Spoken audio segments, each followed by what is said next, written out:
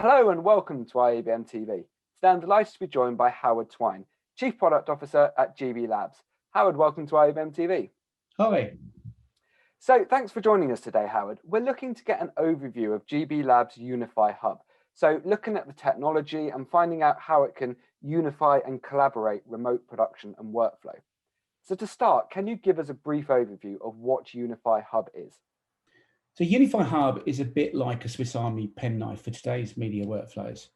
There are many different parts of the product that can be utilized in different ways, but crucially it addresses two key workflow challenges that people are facing today.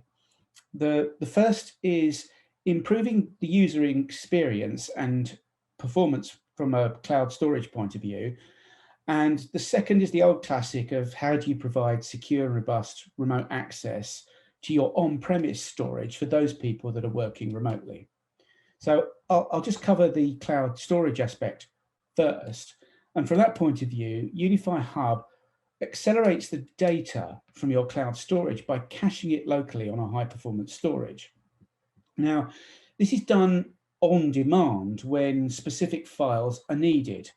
And this means that users get the local performance experience when accessing that content that's come from the cloud. But perhaps more importantly, though, you save on egress fees when more than one user needs to access the same file, which, that's obviously pretty common when working in a collaborative project. The conventional approach to this would be that when one user needs that file, they download it. But if 10 users want to access the same file and they're all connected on the same network, each of those users has to download it individually. So for 10 users, you download the same file 10 times over.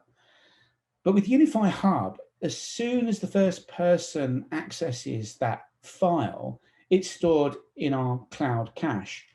And when other users connected on the same network want to access that same file, rather than downloading it repetitively, they're actually accessing the local instance of that file stored in that cache as if it was actually available from the cloud account that they're accessing. So the other aspect I mentioned is the remote working aspect of Unify Hub. And, practically everybody is faced with this problem today of providing remote access to a creative team securely to your high performance storage, which is located back in the office. Now, GB Lab storage is organized into workspaces and user permissions are provided for those areas of storage that have been allocated. Now, normally these workspaces would be mounted using standard network protocols. However, as many people are finding, these local network protocols don't work very well across an internet connection and VPN connection. So what we've done is we've created a new type of workspace called a remote workspace. And these locations can be accessed remotely using the S3 protocol, which is a much more robust protocol, especially over long distances. And actually in the 11 years or so that it's been around, S3 has matured considerably.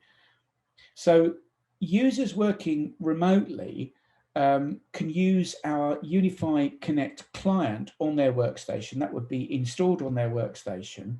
And this authenticates back from that remote workstation to these remote workspaces on our storage on premise.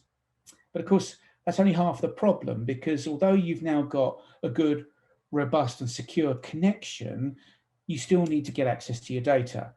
And to solve this, our client application caches the data, the remote data on the workstation in order to give that sort of local feeling, that local user experience. And users can control and define which files are cached and when they're cached, etc. Now, obviously, for some workflows, downloading content, this sort of download and cache approach isn't necessarily going to work. So there's an alternative using Unify Hub that involves using secure removable USB storage. You would connect that to your GB Lab storage, copy your project data onto this, the USB device can then be, FedExed or hand carried, couriered to that remote worker. And in that instance, using our Unify Hub Connect client, this USB storage can then be used as the local cache store itself, or alternatively, the data can be synchronized into the workstation itself. And again, any changes are synchronized back to the storage that you've still got in the office. Howard, do you need to have existing GB Lab storage to use Unify Hub, or can it work with what you've already got? Well, the simple answer to that is no, you don't. Unify Hub comes in two forms, either as a software update for our existing GB Lab storage customers, or as a dedicated appliance, and it's a 1U box. In the case of the appliance, users can connect their existing storage to it, and it doesn't have to be GB Lab storage to do that. Once that storage is connected, the Unify Hub appliance can then share out that connection as if it was a remote workspace. Users can then authenticate remotely via our Unify Hub Connect client and cache content on their workstation, as I mentioned before. This appliance also has some built-in dedicated cache storage to accelerate this process, as well as provide storage for that cloud storage workflow that I mentioned just a moment ago. Sounds great. Can you show us how something like that would work? Yeah, absolutely. So what we're looking at here is the Unify Hub user interface. It's a web browser interface, and it's one of the things that a lot of people have found, certainly with cloud storage solutions. The classic is people like Dropbox, Wasabi, is the ease with which you can get connected and you can actually utilize that storage. So with that very much in mind, we've taken the same philosophy to make it as simple as we possibly can to connect that kind of storage to our own interface. So in this particular case, I'm adding a new location. It's a Dropbox location. I'll give it a name, Howard Dropbox. And the next thing I need to do, of course, is authenticate. I click on the authentication button. That will connect to, you can see the GB Labs Cloud Connector. This is the Dropbox authentication screen. I copy the key for that and go back to my user interface, plop that key in, click next. That will authenticate. That's worked. I've got a few more options there in terms of how we handle the caching of content within that cloud workspace, as we would call it. I click next. I can just verify those settings, and that's it. So what I've done now is I've created what we call a location within Unify Hub that is connected to that Dropbox account. And we have other tools that we can run in the background here to do it's the synchronization of data up and down to that Dropbox account. And one of the other things that we've done a fair amount of work with is with Dropbox team spaces, which is the new Dropbox mechanism. So we make sure that our storage will actually span these sort of team workspaces. So you can have these team spaces in Dropbox assigned to specific groups of people and things like that. And we can integrate that into Unify Hub as well. So here we have remote workspaces, and these are the parts of our storage which are defined. We call them workspaces, which are lumps of our storage that can be assigned to users, groups of users, etc., and given certain access rights, etc., certain permissions. A remote workspace is pretty much the same thing, but it's presented to the user remotely, and it's this remote workspace that our client application connects to. And when you do that using the S3 protocol, I've got a workspace here, and you can see within this workspace that I've got some buckets.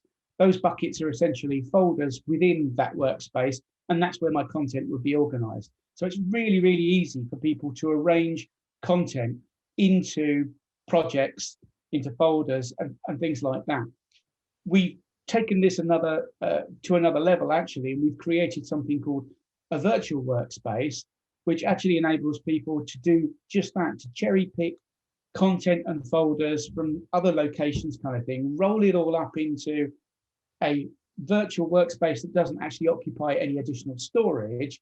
And then that can be presented to the outside world as a bucket, as a remote workspace that can then be connected to using our client on a remote workstation for somebody working at home, for example. Okay, so Howard, you've touched on it there by showing us there just how easy it was to sync through with the Dropbox example you used. But what is the UI like? How does it work? And is it easy to use? Obviously I'm biased, and having kind of grown up with the product, I think it's incredibly easy. I think that's one of the key things here is that there are products out there that are successful because they've gone the extra step to make it as easy as you possibly can. And adopting something like the S3 protocol, for example, there are certain compromises that you have to make to fully embrace the protocol. And there are things like naming buckets and things like that. You've got to name them in a specific way. Our user interface will actually not only guide you to what you can name buckets, but actually, if you put a space in the wrong place or something like that, the user interface will actually correct that automatically for you, such that the bucket name that's presented is in line with the protocol guidelines. Which must especially help with, as you were talking about, remote working and having people all over the place. It must help to have those type of things in place to make sure you don't end up with sort of 300 different names of a folder or a file. Yeah, absolutely. And not everybody is a networking guru and an expert. And for those people that have small numbers of creative people that are working collaboratively, at the end of the day, they're more interested in the content and editing with that content than they are configuring SMB network stuff and all manner of remote workspaces and experts in the S3 protocol. We take the heavy lifting out of that. Excellent. Well, thank you for joining us, Howard, and thank you for talking us through that and giving us a demonstration. It's been really great talking with you again. Thank you. You can find out more about everything we've discussed with Howard at gblabs.com.